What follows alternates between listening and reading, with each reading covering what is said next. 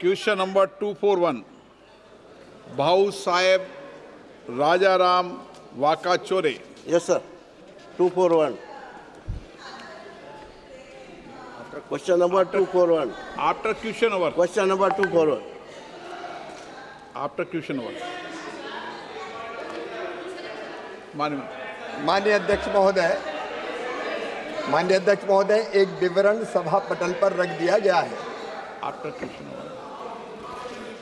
माननीय अध्यक्ष जी, सर्वप्रथम मैं आपके माध्यम से माननीय ऋषि एवं किसान कल्याण मंत्री शिवराज सिंह अभी कुछ हुआ नहीं, उसके पहले ही धन्यवाद प्रकट करता हूँ. अभी जब होगा विषय होगा, जब आएंगे ना, ऐसे नहीं है. उनका अभी विषय आएगा जब, कर ले. अभी तो सालों हैं, अभी तो जनगणना होने दो, उसके बाद देखते हैं. उन्होंने मेरे प्रश्न का विस्तारपूर्वक जो जवाब दिया है, जानकारी दी है, उससे स्पष्ट है वो किसानों के लिए आर्थिक उत्थान. माननीय सदस्य, अभी कोई विषय नहीं, कोई तर्क नहीं, कोई मुद्दा नहीं, अभी कोई जनगणना हुई नहीं, विषय नहीं आया, उसके पहले उस विषय को ले क्यों ले रहे? नहीं, गलत तरीका है आपका. कोई विषय हो, मुद्दा हो, कोई बात हो. महोदय नहीं,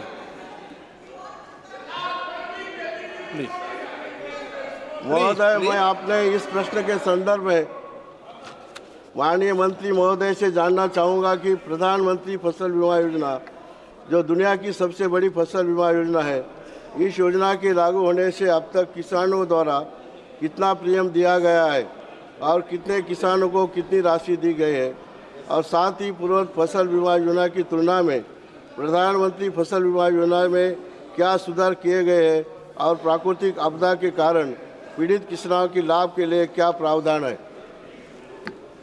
माननीय अध्यक्ष महोदय, हमारे माननीय सांसद जी को मैं हृदय से धन्यवाद देना चाहता हूं. भाऊ साहब राजाराम जी को, वो साईं बाबा की नगरी शिरडी से आते हैं. सबका मालिक एक, श्रद्धा साबुरी, और उनके मन में किसानों के लिए दर्द है. उन्हें बहुत महत्वपूर्ण सवाल पूछा है. माननीय अध्यक्ष महोदय, किसानों की हालत एक दशक पहले बहुत खराब थी, लेकिन इस सरकार के आने के बाद एक नहीं अनेकों उपाय प्रधानमंत्री नरेंद्र मोदी जी के नेतृत्व में किए गए हैं, जिसके कारण किसानों की हालत लगातार सुधर रही है. उत्पादन बढ़ाना, उत्पादन की लागत घटाना, उत्पादन का उचित मूल्य देना, प्राकृतिक आपदा में भरपाई करना, जिसका सवाल माननीय सदस्य ने पूछा है, प्रधानमंत्री फसल बीमा योजना, कृषि का विविधीकरण, प्राकृतिक खेती का मिशन, ऐसे अनेक कदम उठाए गए हैं. और मैं आपके माध्यम से सदन को बताना चाहता हूं, प्रधानमंत्री फसल बीमा योजना के अंतर्गत 32,475 करोड़ रुपए का प्रीमियम किसानों से एकत्रित किया गया,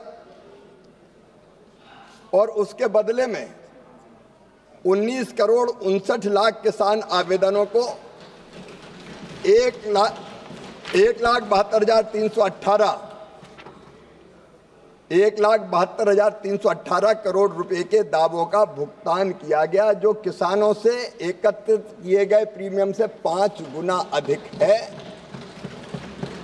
माननीय अध्यक्ष महोदय, माननीय सदस्य ने एक और महत्वपूर्ण सवाल पूछा है. फसल बीमा योजना पहले भी थी, लेकिन वो डिफेक्टिव थी.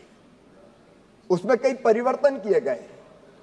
जैसे पहले प्रावधान था, राष्ट्रीय कृषि बीमा योजना में क्या 100% क्षति होगी तब राज्य और केंद्र सरकार दावे की भुगतान की राशि का वहन करेंगे, और उसमें अनावश्यक देरी होती थी. कभी राज्य का पैसा नहीं आया, कभी केंद्र का पैसा नहीं आया. प्रधानमंत्री फसल बीमा योजना में संपूर्ण जोखिम बीमा कंपनी को वहन करना होता है. मैं माननीय सदस्य महोदय को बताना चाहूंगा, फसल बीमा योजना की इकाई पहले तहसील हुआ करती थी, गांव नहीं होता था, पंचायत नहीं होती थी. और तहसील की इकाई होने का मतलब यह है कि अगर एक गांव के किसानों की फसल बर्बाद हो जाए तो राहत नहीं मिलेगी, 10 गांव के किसानों की फसल बर्बाद हो जाए तो राहत नहीं मिलेगी। जब पूरी तहसील के किसानों की फसल बर्बाद होगी तब राहत मिलेगी। मतलब एक गांव 10 गांव के किसानों की फसल खराब हो तो वो भगवान से प्रार्थना करे कि सबकी खराब हो जाए तो हमें राहत मिलेगी।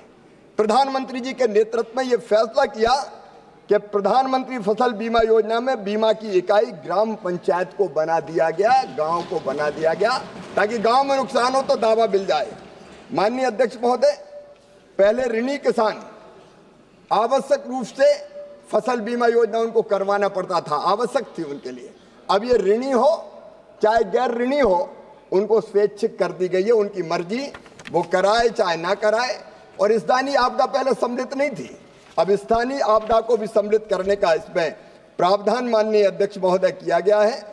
और इससे बढ़ के एक बात ये तय की है कि पहले हम कहते थे केंद्र सरकार के राज्य सरकार अपना हिस्सा देगी तब केंद्र पैसा जारी करेगी, अनावश्यक देरी होती थी। अब हमने तय किया है कि राज्य का पैसा देर से भी आए तो केंद्र सरकार का पैसा तुरंत किसान के खाते में डाल दिया जाएगा ताकि तत्काल उसको राशि मिल जाए। और एक प्रावधान और माननीय सदस्य महोदय, मैं उनको बताना चाहता हूँ, बोल देना मैं उनको बताना चाहता हूं कि अगर बीमा कंपनी अनावश्यक भुगतान में देर करेगी तो 12% ब्याज किसान को उसको देना पड़ेगा।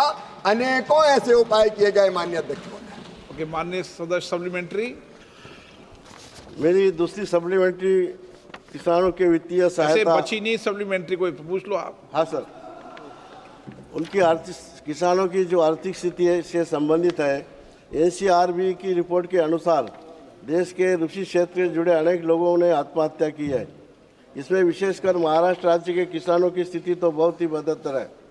किसानों को मजबूर आत्महत्या करनी पड़ती है। आपका प्रश्न क्या है? इसलिए मैं आपके माध्यम से माननीय मंत्री महोदय से जानना चाहूँगा कि किसानों को वित्तीय सहायता की आवश्यकता न हो और वो आत्मनिर्भर बन सके, इसके लिए केंद्र सरकार ने किसानों को उनकी फसल का वाजिब मूल्य दिलवाने, कर्ज की समस्या के निजात दिलाने, फसल को कीट और रोगों से बचाने, बीज और उर्वरकों की कम कीमतें सुनिश्चित किए जाने। तो इतना लंबा प्रश्न पूछ रहे हो कि पूरी डिबेट हो जाएगी। माननीय मंत्री जी, आप तो शॉर्ट बता दो सब योजना पर। ठीक है माननीय अध्यक्ष महोदय, किसान हितैषी सांसद है, मैं उनको धन्यवाद देता हूँ।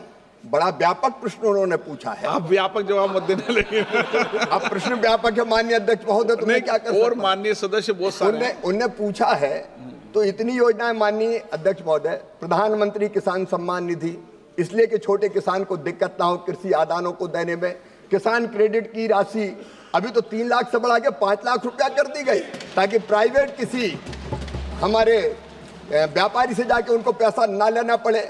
उर्वरक सब्सिडी माननीय अध्यक्ष महोदय, मैं बधाई दूंगा प्रधानमंत्री नरेंद्र मोदी जी को, 1,95,000 करोड़ रुपया फर्टिलाइजर की सब्सिडी किसानों को देने का काम इस सरकार ने किया है।